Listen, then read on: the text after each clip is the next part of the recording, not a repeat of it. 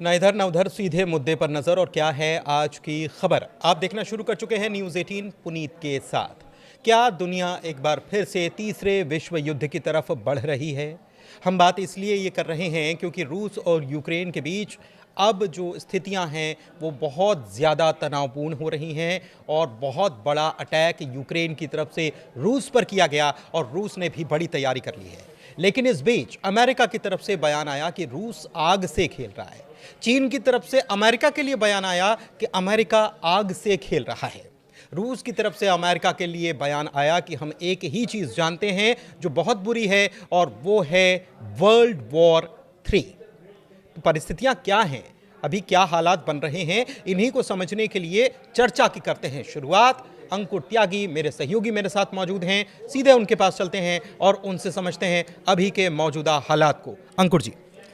देखिए, मौजूदा हालात की अगर हम बात करें तो इस तरफ इस समय जब हम ये वीडियो बनाएंगे या जब हमारे दर्शक देखेंगे, उस वक्त एक मीटिंग हुई अहम इस्तांबुल में, जिसमें दोनों देशों के बीच में, यूक्रेन के बीच में और रूस के बीच में बातचीत हुई। लेकिन मीटिंग ऐसे एब्रप्टली ख़त्म हुई और ये ऐसा मतलब क्योस था वहाँ पे कि जो यूक्रेन के जो नेगोशिएटर थे, रूस के साथ जो बात कर रहे थे, उनके लैपटॉप भी ओपन रह गए और वो मीटिंग छोड़ के चले गए। फिर बाद में किसी ने बताया कि यार आपके तो लैपटॉप भी ओपन है, तो फिर उन्होंने जल्दी जल्दी वो लैपटॉप बंद किए। मतलब इस तरह का क्योस और एक एनिमिटी, हॉस्टिलिटी ऐसी देखने को वहाँ पे मिली। ये मीटिंग ख़त्म हो चुकी है। याद होगा आपको, हम इस मुद्दे को पहले भी डिस्कस कर चुके हैं। एक पुराने वीडियो में मैंने कहा था, जिसमें मैंने ये अपना एक नज़रिया पेश किया था कि ये बातचीत तब तक नहीं हो सकती जब तक अमेरिका इसमें इन्वॉल्व नहीं होगा, ट्रंप नहीं होंगे। टर्की ने एक कोशिश की। टर्की चूंकि वो थोड़ा सा अपना इन्फ्लुएंस दिखाना चाहता है, बट इस नेगोशिएशन में रूस और यूक्रेन के बीच में जो डिफरेंसेस हैं वो इतने बड़े हैं, उतने ज़्यादा हैं कि उनको एक या दो मीटिंग में पार पाना या उनसे एक दो मीटिंग में ख़त्म करना आसान नहीं है। इसमें एक बड़ा नेगोशिएटर चाहिए जिसका नाम है अमेरिका। अब अमेरिका की बात नहीं सुन रहा रूस, ये अलग मुद्दा है। मुद्दा अलग है, लेकिन अभी जो कल जो अटैक हुआ, कल जो खबर आई, उसके बाद ये मीटिंग होना, तो मीटिंग तो खैर पहले से शेड्यूल थी इसलिए मीटिंग हुई, लेकिन उसके बाद तो जाहिर सी बात है कि रूस का $2 बिलियन का नुकसान कर दिया। दो नहीं, इससे ज़्यादा है पुनीत। ये तो एस्टिमेट आपने बताया, लेकिन और मीडिया रिपोर्ट्स कुछ कुछ और ज़्यादा फिगर को बता रही हैं। लेकिन सवाल ये है कि रूस के अंदर जाके उनके एयरबेस पे ओपन में खड़े जो 4000 किलोमीटर दूर, 4000 किलोमीटर, जहाँ वो उम्मीद भी नहीं कर सकते। 4000 की बड़ा बॉर्डर होता है, अगर मिसाइल फायर करेंगे तो इंटरसेप्ट हो जाएगी, और कोई फाइटर प्लेन आएगा तो वो 4000 किलोमीटर कैसे बीच में उसको डॉग फाइट में स्क्रम्बल कर दिया जाएगा। पॉइंट ये है कि ये बड़ा एक बहुत ही प्रिसीशन अटैक था, जिसमें मुझे लगता है कि प्लानिंग ये वेस्ट की थी, इसमें यूक्रेन के बस की नहीं था। ये हुआ, ये प्लान किया गया, हो सकता है कि इसमें ब्रिटेन इन्वॉल्व हो। खबर ये आई थी कि ये अटैक करने के पहले यूक्रेन ने अमेरिका को इत्तला कर दी थी। नहीं, वो इत्तला जरूर की हो, लेकिन जो यूरोप है, यूरोप बिल्कुल खड़ा है। आप देखिए, आप इसे डिनाई नहीं कर सकते कि जो वापस जो ड्रोन थे ये ब्रिटिश मेड थे, ये जर्मन मेड थे कुछ इसमें।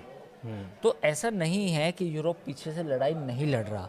जिसको भी ये गलत फहमी हो कि यूक्रेन अपने मन से लड़ाई लड़ रहा है, नहीं, यूरोप खड़ा है। और क्यों वर्ल्ड वार 3 की बात आती है, आप याद कीजिए ना कि जब जर्मनी में रेड आर्मी आ गई थी, यानी कि रूस की सेना आ गई थी, तो पूरा यूरोप रशिया को एज ए थ्रेट मान रहा है। त्राहिमाम मच गया। हाँ, वो मान रहा है कि ये थ्रेट है पूरे यूरोप के लिए, क्योंकि अगर रशिया ने वो तबाही मचाई जो वर्ल्ड वार के टाइम पे हुई थी, तो फिर उसका कब्जा हो जाएगा। मतलब स्टेप बेसिकली सर्वाइवल की जंग मान रहे हो। लेकिन वो इस नहाज पे क्यों आई, इस लेवल पे क्यों आए, उसकी वजह क्या है? उसकी वजह है उनकी पॉलिसीज़।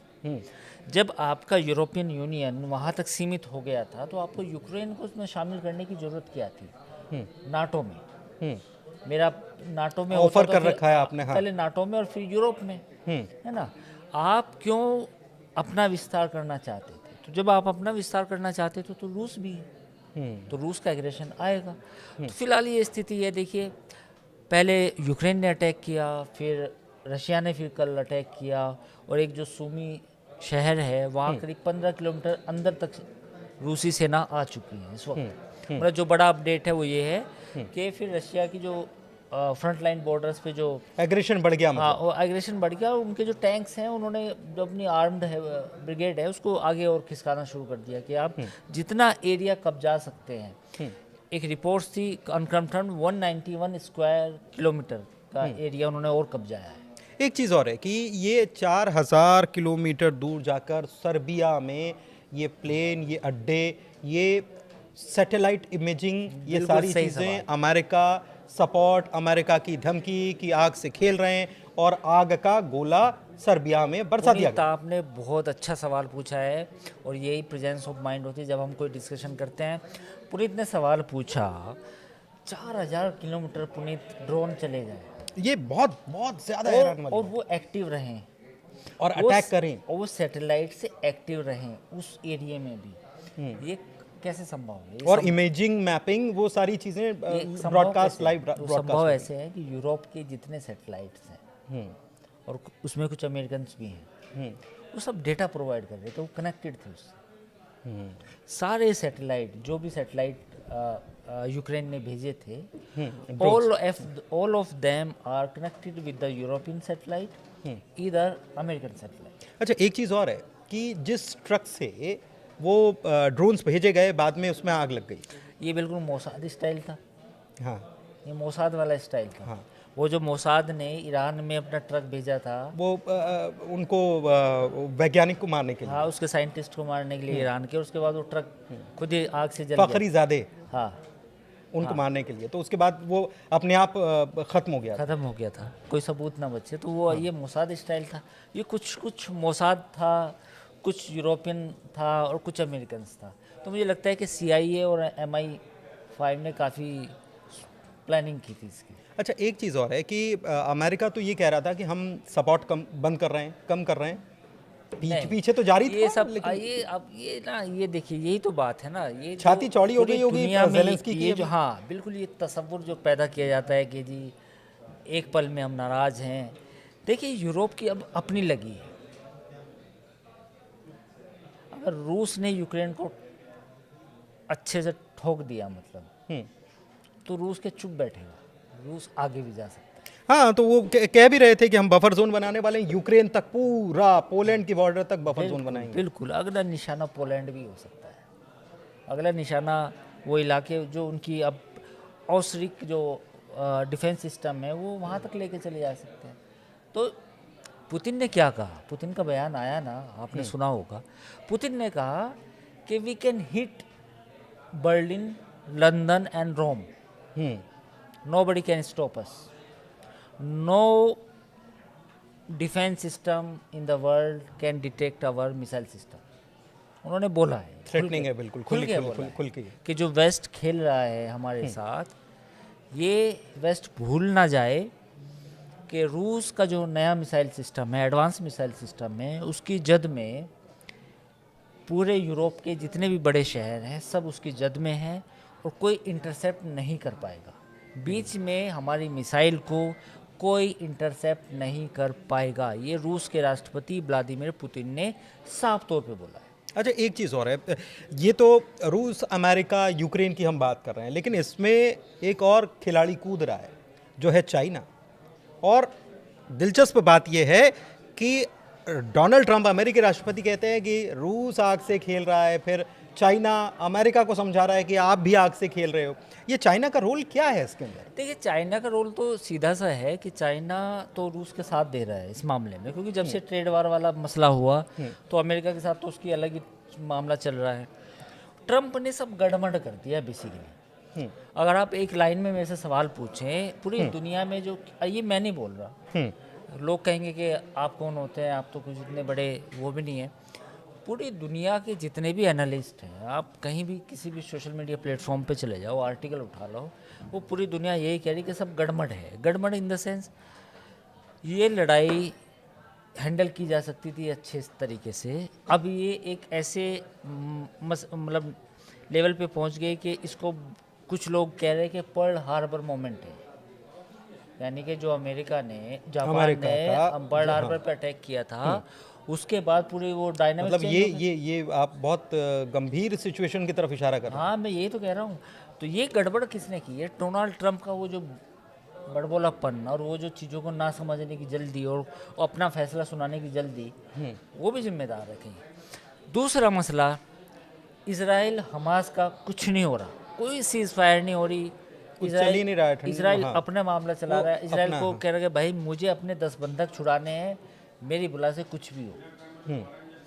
उधर फ्रांस जो है अपना राग लापा है, फ्री फलस्तीन और झंडे लगा रहा है। एफिल ब्रिटेन भी टावर- ये कह रहा है, ना हाँ। ब्रिटेन एफिल टावर पे और बड़ी बड़ी इमारतों पे झंडे लगाए जा रहे हैं, उनसे कुछ नहीं होने वाला। ये मसला। तीसरा, इंडिया पाकिस्तान के कॉन्फ्लिक्ट में अमेरिका ने जिस तरीके से साइलेंटली कहीं ना कहीं इनडायरेक्टली पाकिस्तान को हल्की सी हवा दी, मैं इसे हवा दी बोल रहा हूँ, वो भी एक अजीबोगरीब थी। मतलब आप ट्रेड करें इंडिया से, है ना, आपको सपोर्ट चाहिए क्वाड में इंडिया का, आपको अपना सामान बेचना है इंडिया में, आपको सॉफ्टवेयर इंजीनियर चाहिए इंडिया के, और जब कुछ ऐसी लड़ाई हो तो तब आप ओसामा बिन लादेन को रखने वाले, अपने घर में पनाह देने वाले मुल्क को, वो ट्रम्प हैं, कुछ भी कर सकते जो हैं। किसी भी चीज़ का एक्सपोर्ट नहीं करता पूरी दुनिया को, उसके साथ आप गलबैया कर रहे हैं। तो मिल लिए ना, शरा से मिल लिए, हैं? अल शरा से मिल लिए, सीरिया में अल-शरा से जाके। मिल लिए, सीरिया में अलकायदा के टेररिस्ट से मिल लिया आप। सिर्फ क्या कि वो जो कतर ने और सऊदी अरब ने कुछ जो बोइंग को जो ऑर्डर्स दिए हैं उनको लेके आप खुश हो गए। एक चीज़ और है, अमेरिका एक चीज़ बड़ी बात और कह रहा है, और वो कह रहा है कि ताइवान पर चीन 2027 तक अटैक कर सकता है। मतलब ये चीज़ें जो हैं ये स्थितियों को बिगाड़ने वाली हैं, नहीं, बिल्कुल वो तो है ही। मैं वापस और दुनिया फंस जाएगी इसमें। हाँ, ये तो है, ये खतरा है। ये खतरा तब भी था जब कोविड का मसला उठा था, क्योंकि तब भी एक ये रिपोर्ट्स आई थी कि पूरी दुनिया का ध्यान भटकाने के लिए चीन ये कर सकता है, क्योंकि उस वक्त चीन पे आरोप लगे थे। ये खतरा हमेशा रहेगा। जो अगला युद्ध होगा पूरी दुनिया में, अगर ये युद्ध खत्म होता है, पहले तो इसी के खत्म होने की उम्मीद नहीं है। ये बढ़ेगा क्या, मैं ये पूछना ये चाहता बढ़ेगा, ये बढ़ेगा। हूँ। इन्वॉल्वमेंट किस किस का हो जाएगा? देखिए, इसमें इन्वॉल्वमेंट ये होगा कि अब रूस अपनी ज़्यादा बातें मनवाएगा। यूक्रेन के पास कुछ ज़्यादा चीज़ें नहीं हैं, और जो तबाही अभी मचेगी रूस की तरफ से वो बड़ी होगी। यूक्रेन की तरफ से भी मचेगी? यूक्रेन भी करेगा। यूक्रेन के तो सारे सपोर्ट मिल रहा है। यूरोप है, बिल्कुल सपोर्ट तो मिल रहा है। लास्ट में देखिए, ये जब क्रेजी वाला ट्वीट आया, जब डोनाल्ड ट्रंप ने क्रेजी कहा, उसके बाद अमेरिका ने, यूरोप ने अंदर खाने यूक्रेन को सपोर्ट दिया है, हथियार भेजे हैं, पैसा भी भेजा है, अप्रूवल भी दिया है अटैक का। ऐसा नहीं है कि अप्रूवल नहीं। टेक्टिकल सपोर्ट भी है। टेक्टिकल सपोर्ट भी है, सैटेलाइट सपोर्ट भी है, टेक्निकल सपोर्ट भी है, सब कुछ है। तो अब वो जो क्रेजी वाला ट्वीट था या क्रेजी वाला पोस्ट था, उसके बाद तो चीज़ें बदल गई। उसके बाद तो ट्रंप को भी लगने लगा कि ये सबक तो सिखाना पड़ेगा। हाँ, रशिया को थोड़ा सा डाउन करना पड़ेगा, तब जाके मानेगा। लेकिन अब रशिया जो है, जो ओशरिक जो मिसाइल सिस्टम है उसकी बात करने लगा, टैक्टिकल न्यूक्लियर वेपन्स की बात करने लगा, कुछ तैनाती कर भी दी है। कुछ आप अगर विजुअल देखेंगे तो जो उसका नया एडवांस मिसाइल सिस्टम है वो अब वो बॉर्डर पे लेके जा रहा है पोलैंड के, है ना। तो वो भी शुरू हो, बेलारूस में अपना मूवमेंट बढ़ा रहा है। अच्छा, वहाँ तैनाती कर रहा है। वहाँ तैनाती कर रहा है S-400 S-600 की, 500 की। तो ये तमाम चीज़ें हो रही हैं। सवाल ये है कि अमेरिका चाहता था कि ये ड्रोन अटैक हो, रूस ठंडा पड़े, रूस को थोड़ा सा और मैं नीचे डालूं, और लेकिन अब ऐसा लग रहा है कि रूस जो है इस मामले को आगे लेके इसमें चीज़ें मैं आपसे सीधे समझना चाह रहा हूँ कि इसमें चीज़ें अगर और बढ़ती हैं और ये एस्केलेशन बढ़ने वाला है, ये तो बिल्कुल नज़र आ रहा है। इसमें यूक्रेन के साथ आकर क्या सीधे तौर पर जर्मनी या ब्रिटेन या फ्रांस या पोलैंड या ईरान रशिया की तरफ से या चाइना रशिया की तरफ से ऐसी चीज़ें बनती हुई दिख रही हैं क्या? क्योंकि ये वर्ल्ड वॉर 3 की स्टेज पर तो आकर खड़े हो गए, ये आप कह रहे हैं। हाँ, ये तो मैं कह रहा हूँ। ये मेरा एनालिसिस ये है कि वर्ल्ड वार होना हो, पर आपने एक स्टेज सेट कर दी। मतलब मल्टी कंट्रीज जो हैं वो अब इस कॉन्फ्लिक्ट में शामिल हो रही हैं। नहीं, पूरा यूरोप एक साइड है, अमेरिका उनके पीछे है, और दूसरी तरफ रूस है। रूस और पीछे से कुछ चाइना कह सकते हैं, चाइना का सपोर्ट है रूस को। और रूस अगर पोलैंड या फ्रांस या कहीं और अटैक करता है तो ये तो नाटो बनाम हो जाएगा। बिल्कुल वो भी हो सकता है। और सवाल ये है कि अगर रूस कोई बड़ा अटैक करता है तो फिर रूस के ऊपर भी पूरा यूरोप मिलकर अटैक कर सकता है। हालात तो वही बनेंगे ना। और फिर ये अब देखो उनका पुतिन ने क्या कहा, जिस मिसाइल सिस्टम की मैं बात कर रहा हूँ ओश्रिक की, वो 30 सेकंड में नहीं 4 सेकंड में 4000 डिग्री सेंटीग्रेड का तापमान पैदा करता है। मतलब जो मिसाइल जब वो गिरती है तो उस एरिया में 4 सेकंड में 4000 डिग्री सेंटीग्रेड, यानी इट मीन्स कि जो भी चीज़ वहाँ होगी वो राख बन जाएगी। मतलब ज्वालामुखी। तो it is yes and it is equivalent to परमाणु अटैक। आप इसे परमाणु अटैक नहीं कह सकते, बट ये परमाणु अटैक से भी कम नहीं है जो जिस एडवांस मिसाइल सिस्टम की बात है। यानी कि रशिया बिना परमाणु अटैक सब्स्टिट्यूट यूज कर रहा है, सब्स्टिट्यूट यूज करेगा, कर सकता है। हाँ मतलब तैयारी कर रहा है। तो पॉइंट ये है कि अगर रूस ऐसा करता है तो रूस का ये भी कहना है कि अगर हम पे अटैक हुआ फिर तो हम लंदन, बर्लिन, पेरिस हम भी अटैक 32 के लिए तैयार रहिए। फिर आप फिर वही है, तो चीज़ें और बढ़ रही हैं, बढ़ रही मुश्किल होती जा रही हैं। तो चीज़ें आसान नहीं हैं, अब और मुश्किल है और ख़तरनाक स्तर पर पहुंच चुकी है। इसको समझने की ज़रूरत है। और आपको क्या लगता है कि वाकई में क्या ऐसी स्थिति बन सकती है जो ख़तरनाक स्तर की जिसकी हम चर्चा कर रहे हैं? क्या लगता है, या फिर डोनाल्ड ट्रंप वापस स्थितियों को काबू करने की जो बात करते हैं उसको काबू में कर लेंगे? उनके काबू में चीज़ें हैं भी कि नहीं, ये भी आप कमेंट के ज़रिए बता सकते हैं। फिलहाल इस चर्चा को यहीं समाप्त करते हैं। चर्चा कैसी लगी बताइएगा ज़रूर। फिलहाल हमारे चैनल को लाइक कीजिए, सब्सक्राइब कीजिए। बहुत शुक्रिया।